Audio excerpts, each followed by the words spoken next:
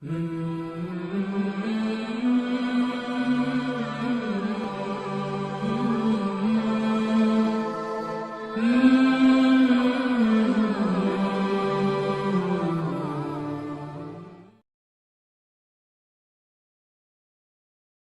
রব্বুল আলামিন বলেন, সম্পদ আমি দিয়েছি, অতএব আমার রাস্তায় খরচ করতে হবে, নচেৎ কিয়ামতের দিন তোমাকে আসামির কাঠগড়ায় দাঁড় করাবো আমি। দুনিয়ার এই সম্পদ কাল কিয়ামতের ময়দানে সাপ বিচ্ছু আকারে তোমাকে দংশন করতে থাকবে। তোমার সম্পদ সেই দিন তোমার বিরুদ্ধে সাপ হয়ে বিচ্ছু হয়ে তোমাকে দংশন করবে। সেই দিন তোমাকে বলবে, আনা কানজুকা, আমি তোমার সম্পদ। বিশাল বড় ধরনের সাপ তোমার কপালের মধ্যে চোবল দেবে, তোমার মুখে, তোমার ঠোঁটে, তোমার জিহ্বায় চোবল দিয়ে দিয়ে বলবে, আনা কানজুকা, তোমার সম্পদ। আনা মালুকা, আমি তোমার মাল। এভাবে তোমার অর্থ সম্পদ যেটা জমা করে রেখেছিলা, আজকে এগুলির মজা বুঝো। দুনিয়াতে জমা করে রাখার মজা আখিরাতে বুঝো। এভাবে কিয়ামতের দিন তাদের অর্থ সম্পদ তাদের বিরুদ্ধে আযাবের জন্তু হয়ে, আযাবের কারণ হয়ে দাঁড়াবে। এজন্য আল্লাহ তাআলা আরেক আয়াতের মধ্যে বলেন, وَأَنفِقُوا مِمَّا رَزَقْنَاكُم مِّن قَبْلِ أَن يَأْتِيَ أَحَدَكُمُ الْمَوْتُ। হে আমার বান্দা বান্দিরা, তোমরা আল্লাহর রাস্তায় ব্যয় করো। আমি তোমাদেরকে যা রিজিক হিসেবে দিয়েছি সেখান থেকে তুমি তোমার আল্লাহর রাস্তায় ব্যয় করো। কখন ব্যয় করবা? মিন ক্বাবলি আইয়াতিয়া আহাদাকুমুল মাউত, মৃত্যু আসার পূর্বে। মৃত্যু এসে গেলে আর তোমার ওই সম্পদ দান করার আর সুযোগ আর থাকবে না। তুমি আর শত আফসুস করেও তুমি আর দান করার সুযোগ পাবা না। তখন তুমি বলবা আল্লাহ তাআলার কাছে, নালিশ করবা।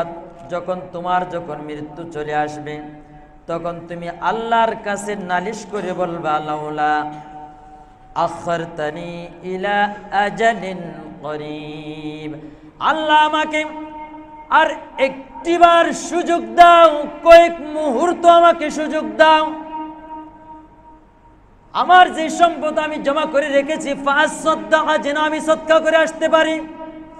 একটা মুহূর্ত আমাকে সুযোগ দাও আল্লাহ, আর একটিবার আমাকে সুযোগ দাও, ফাসাদদাকা, আমি যেন সদকা করে আসতে পারি। ওয়া কুম মিনাস সালিহিন, যেন ভালো মানুষ হয়ে নেককার হয়ে আসতে পারি, আমাকে একটিবার সুযোগ দাও।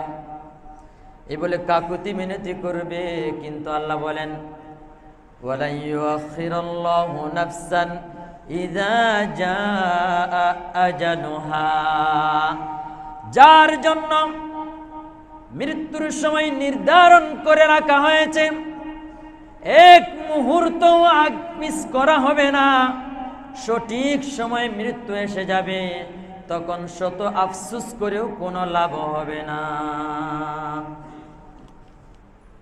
এই জন্য সময় থাকতে আল্লাহর রাস্তায় দান করতে হবে। কে বলেছে?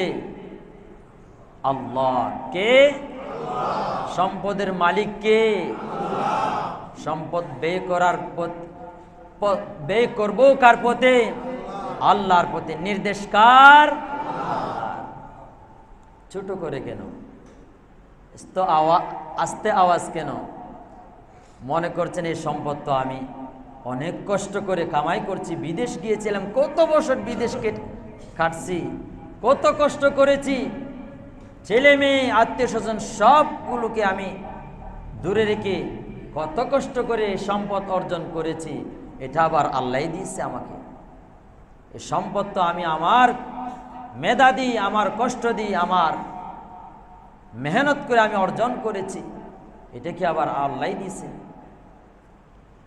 এই কথা যারা মনে করে এই সম্পদ আমি আমার মেধা দিয়ে, আমার কষ্ট, আমার মেহনত দিয়ে আমি অর্জন করেছি, এটা যেভাবে ইচ্ছা সেভাবে বিয়ে করব, আমার ইচ্ছা মতো আমি বিয়ে করব, এই কথা যারা বলে এটা হচ্ছে কারুনের থিওরি, এটা কারুনের ভাষা, শিরকি থিওরি।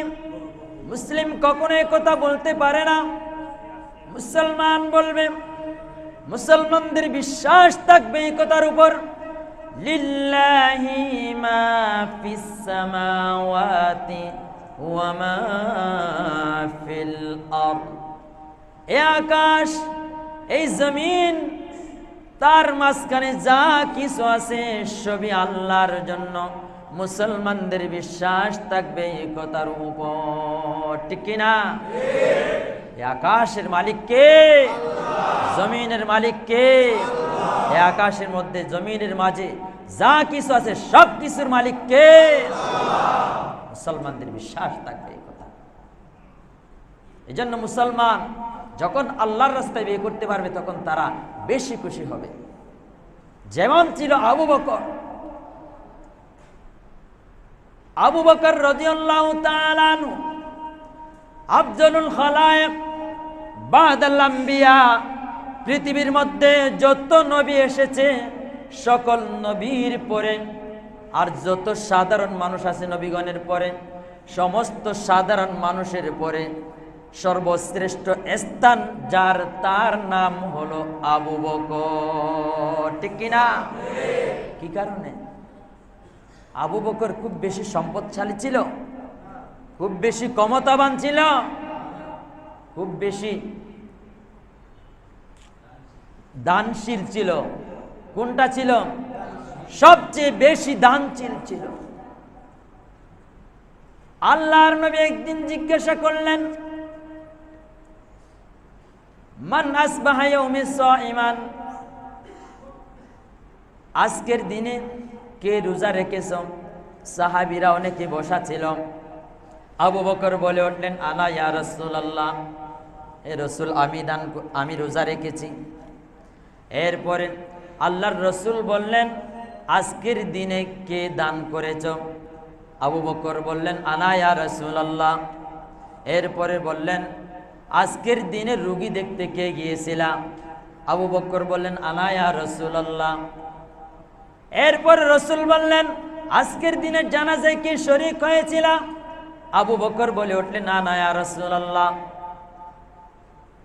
হযরত ইবনুল কাইয়্যিম আল জারি রহমাতুল্লাহি আলাইহি বলেন, আল্লাহর রসুল যদি ওই দিন 100 প্রশ্ন করত, 100 প্রশ্নের মধ্যেই আবু বকরে একজন শরীক